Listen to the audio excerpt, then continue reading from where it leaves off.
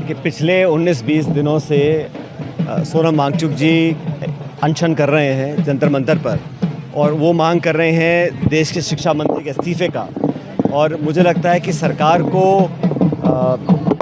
बहुत गंभीरता से उनकी मांग को लेना चाहिए, और इस मुद्दे को लेकर वो अनशन कर रहे हैं, उस मुद्दे के साथ साथ पूरी शिक्षा प्रणाली को बेहतर बनाने के लिए पेपर लीक हुए, घोटाले हुए, चोरियां पकड़ी गई, फर्जीवाड़ी हुआ, उस सब के विरोध में हमारी पूरी पार्टी और राहुल गांधी जी मुहिम छिड़े हुए हैं।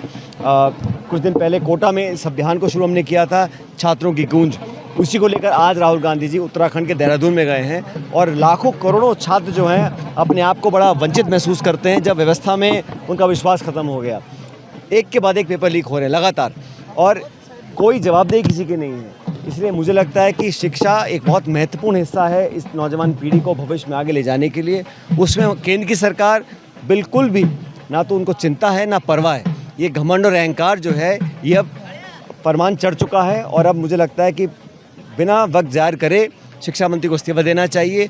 और जैसा आप खुद ही देख रहे हैं कि सोनम वांगचुक जी लगभग 19 दिन आज हो गए, 18-19 दिन हो गए उनको अनशन करे हुए, उनकी स्थिति बिगड़ रही है। हाईकोर्ट ने इंटरवीन किया है कि कुछ ना कुछ सरकार को समाधान ढूंढना चाहिए, लेकिन मुद्दे किस बात का है मुझे कि सरकार से कोई संवाद की कोशिश भी नहीं कर रहा है।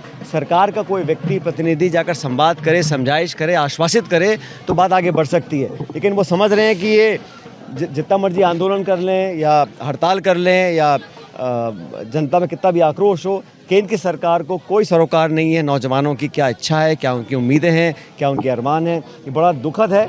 मुझे लगता है कि सरकार को संज्ञान लेकर गलती सुधारनी चाहिए और शिक्षा मंत्री का इस्तीफा लेकर आने वाले समय के लिए लोगों के अंदर विश्वास पैदा करना चाहिए। भाई मुझे लग रहा है कि ये जो पूरी हमारी स्वास्थ्य की जो व्यवस्था है वो चरमरा चुकी है, किसी की जवाबदेही नहीं है। अब इतनी सारी महिलाओं की जान चली गई जो गर्भवती थीं, और ना तो उस पर कोई अभी तक एक्शन लिया गया है। छोटे मोटे अधिकारियों का आप ट्रांसफ़र कर रहे हैं, लेकिन जो पूरी मेडिकल फैसिलिटी है, जो स्वास्थ्य व्यवस्था है पूरे प्रदेश में, ये बात एक जिले बीकानेर की नहीं है, बात सिर्फ कोटा की नहीं है, किसी ज़िले में चले जाइए आप, वहाँ कोई धनी धोरी नहीं है। और दुख इस बात का है कि जो सरकार का रवैया है, कितना गैर जिम्मेदाराना तरीके से सरकार इस पर रिस्पॉन्ड कर रही है, और कोई सेंसिटिविटी नहीं है, कितनी बड़ी मौतें हो रही हैं, कोई कार्रवाई इस पर करे, कोई जांच बिठाई जाए इसके ऊपर। और अब पूरे देश में मुद्दा बन चुका है कि राजस्थान में चिकित्सा जो विभाग है, स्वास्थ्य व्यवस्था है, वो मुझे लगता है बिल्कुल चरमरा गई है, जनता का विश्वास टूट चुका है।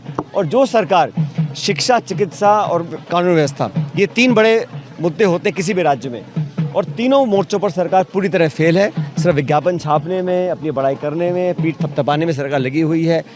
बड़े बड़े आयोजन हो रहे हैं, खर्चा हो रहा है लोगों का, टैक्स पेयर्स मनी का, लेकिन शिक्षा और चिकित्सा दोनों जो डिपार्टमेंट हैं वो पूरी तरह ध्वस्त हैं। राजस्थान की जनता पीड़ित है, दुख में है।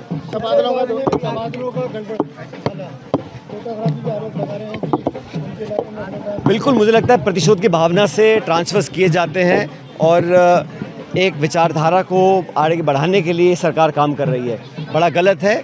कोई नीति, नियम, कानून होने चाहिए, कोई मापदंड होने चाहिए किस प्रकार आप ट्रांसफर्स कर रहे हैं, लेकिन राजनीतिक हितों को साधने के लिए अगर आप कर्मचारियों का ट्रांसफ़र करें, प्रतिशोध की भावना से, दुश्मनी की भावना से लोगों को ट्रांसफ़र करते हैं, तो जनता बहुत दिन बर्दाश्त नहीं करती इन बातों को। सरकार होती है, सबकी होती है, चुनाव के बाद जिम्मेदारी होती है सरकार के सबको साथ कर रखें, और कर्मचारियों के साथ इस प्रकार दुश्मनी निकालना बहुत दुखदायी है। पहले ऐसा होता नहीं था। ये सरकार पहली बार इस प्रकार इतने बदले की भावना से काम कर रही है, बड़ा दुख की बात है।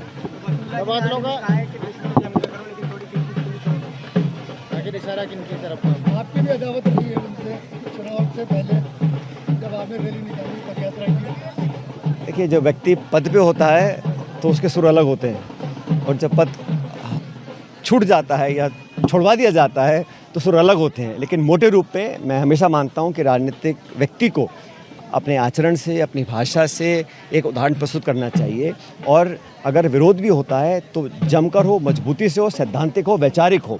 लेकिन ये आजकल जो राजनीति हो गई है व्यक्तिगत आक्षेप करने की, टीका टिप्पणी करने की, सोशल मीडिया पे मना है किसी को जो लिखो, एक दूसरे को बुरा भला कहो, इससे कोई लोकतंत्र में समाज को अच्छा मैसेज नहीं जा रहा है। लेकिन सब लोगों को समझदारी से, और जो राजनीतिक लोग हैं उनको एक उदाहरण स्थापित करके काम करना चाहिए। मैं इस बात को मानता हूँ। इथेनॉल पेट्रोल को लेकर लगातार घमासान है, कई गाड़ियाँ भी खराब हो रही है, लेकिन नितिन गडकरी का दावा है कि अरे मुझे अब समझ में नहीं आ रहा, गडकरी साहब जिनकी गिनती उन मंत्रियों में होती थी कि थोड़ा बहुत वो काम कर लेते हैं या विपक्ष की बात सुनकर कुछ कार्य करते हैं, सड़कों का निर्माण कराए, 10 साल जिन्होंने कमाया वो इस एथेनॉल के चक्कर में पूरा गुड़ गोबर कर दिया उन्होंने। और ये जो थोपा जा रहा है, ना गाड़ी बनाने वाली कंपनियां इसके लिए तैयार थीं, ना टेक्निकल उसमें इंजन में चेंज किए गए थे। अब आप ज़बरदस्ती थोप रहे हो, उसको विकल्प जनता के पास नहीं है। जो मोटरसाइकिल में 100-200 का पेट्रोल डीजल डलवाते हैं, उनके इंजन ख़राब हो रहे हैं, माइलेज नहीं मिल रही है। तो ये पूरे देश के साथ उनको कॉन्फिडेंस में लेके तकनीकी तैयारी कर इसको लागू करना चाहिए।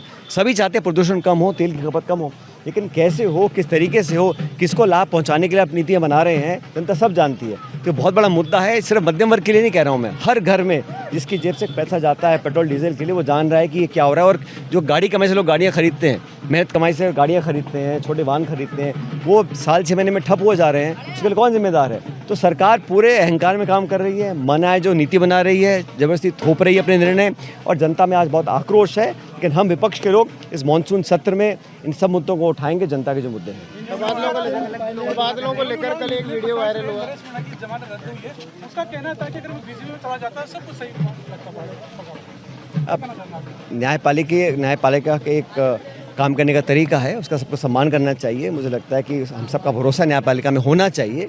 बाकी जो कोर्ट्स निर्णय करते हैं सबको उसको मानना चाहिए। कल एक वीडियो वायरल हुआ जिसमें जो शिक्षा मंत्री है वो बाहर खड़े हुए थे और वहाँ पर एक शिक्षिका रोते हुए वहाँ पहुँचती है तबादला रोकवा। मैंने कहा ना, शिक्षा और चिकित्सा सबसे महत्वपूर्ण डिपार्टमेंट सरकार के होते हैं, और दोनों डिपार्टमेंट्स का बिल्कुल वो चौपट हो चुके हैं, कोई सुनने को तैयार नहीं है। और जिस प्रकार का रवैया सरकार का है, उससे जनता बहुत आक्रोश है।